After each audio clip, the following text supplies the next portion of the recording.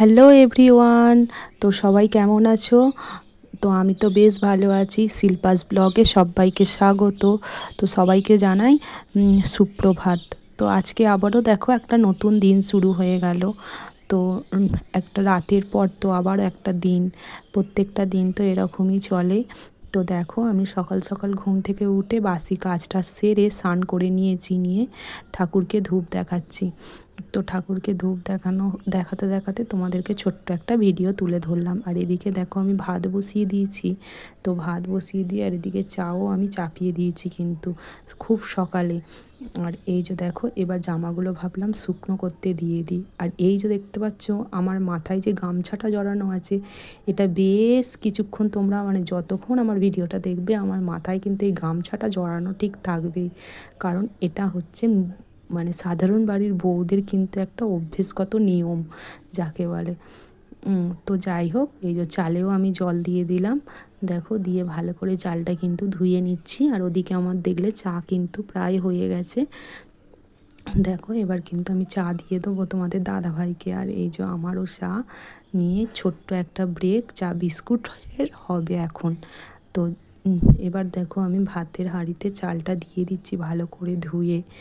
তো তোমরা কটার সময়, কে কটার সময় ঘুম থেকে ওঠো আর কে কত তাড়াতাড়ি কাজ সারতে পারো? দেখো আমার বাড়িতে একটা ছোট্ট বাচ্চা আছে, তার বয়স মাত্র 4 বছর, সে এখন KG 1-এ পড়ে। তো সে যাবে আজকে হচ্ছে স্কুলে। তো তার আজকে একটা পরীক্ষা আছে, কারণ আগে পরীক্ষাটা ছিল ও দিতে পারিনি, ওর জ্বর হয়েছিল বলে। তো সেই জন্য যাব আজকে হচ্ছে বাবুকে পরীক্ষা দিতে নিয়ে যেতে। তো এদিকে দেখো আমি সেলাই মেশিনেও বসে পড়েছি। আর এই যে দেখো আমার মাছ ভাজা হচ্ছে। তো একটু করে সেলাই করি সকালের দিকে আর একটু করে রান্না করি। কি করব বলো, সেলাইয়ের তো প্রচণ্ড চাপ থাকে, কিছু করার নেই। আর এদিকে দেখো আমরা চাটনি করছি। তো আবার দেখো মাছের ঝোলও আমার প্রায় হয়ে এসেছে।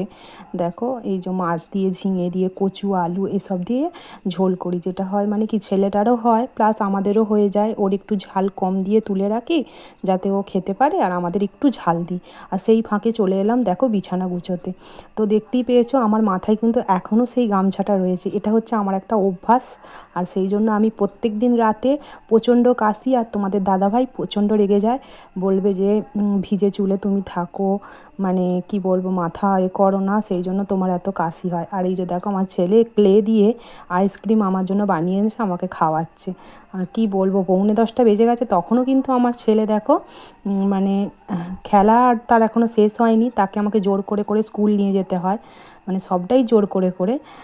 সে তো যাওয়ার কোনো ইচ্ছা নেই, তাও আমাকে টেনে টেনে নিয়ে যেতে হয় তাকে। আর এদিকে আমার দেখো বিছানাটাও ঝাড়পোছ করা হয়ে গেল। আজকে আর সেরকম কিছু ঝাড়াঝুড়ি মোছামুছি করব না, যেহেতু বাবুকে নিয়ে স্কুল যাব। এবার ওকে রেডি করাবো। দেখো এই নাইটি দুটো দেখো তোমাদের দাদাভাই কালকে আমার জন্য নিয়ে এসেছে।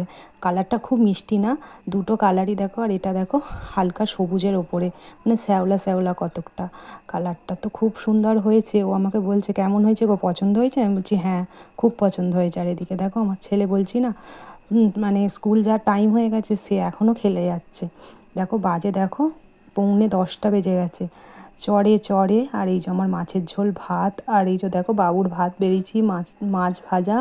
আর এই যে এবার ওকে খাওয়াবো। আর এই যে নিজের জল গড়াচ্ছে, দেখো গ্লাসে জল ঢালছে, বসে পড়েছে খেতে চুপচাপ, যেন কত ভালো ছেলে। আর এই যে দেখো ব্যাগ, স্কুলের ড্রেস, বোতল, এবার খালি টিফিনটা রেডি করলেই হয়ে যাবে।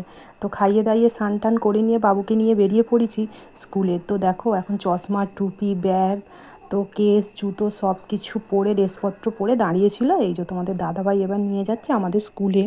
তো দেখো কত ইদানিং কিছুদিন যাবৎ প্রচণ্ড বৃষ্টি হয়েছে, তাই জন্য দেখো মাঠগুলো পুরো ডুবে গেছে একদম। এই যে যাচ্ছি আমরা হচ্ছে এখন সাহামণিতলা থেকে যাব বাবুর স্কুলে। এই যে দেখো আমরা স্কুল কিন্তু চলে এলাম। আর এই স্কুলটার নাম হচ্ছে রামকৃষ্ণ মিশন, কিন্তু রামকৃষ্ণ বিবেকানন্দ মিশন, যেহেতু এই স্কুলটার শাখা হচ্ছে তোমার বেলুন মঠে। তো ওই জন্য এই যে ছেলের স্কুল হয়ে গেছে, আমরা কিন্তু এবার বাড়ি ফিরছি। দেখো এই যে রাস্তাটা দেখো, আর এত রোদ বেরিয়েছে আজকে, চারিদিকটা যেন পুরো কি বলবো, সোনালি সোনালি লাগছে। আর এইখানে দেখো আমরা একটা টোটো করে এলাম, এসে সাহামণিতলায় দাঁড়িয়ে এবার এখান থেকে আবারও একটা অটো ধরে আমরা যাব আমাদের বাড়িতে। তো এইখানে দেখো এটা হচ্ছে সাহামণিতলার একটা নার্সিং হোম। তো সেই ফাঁকে আমি একটু ভিডিও করে নিলাম। এই যে অটো পেয়ে গেছি, আমরা কিন্তু অটোতে উঠে পড়েছি। তো অটোয় করে আমরা যাচ্ছি দেখো।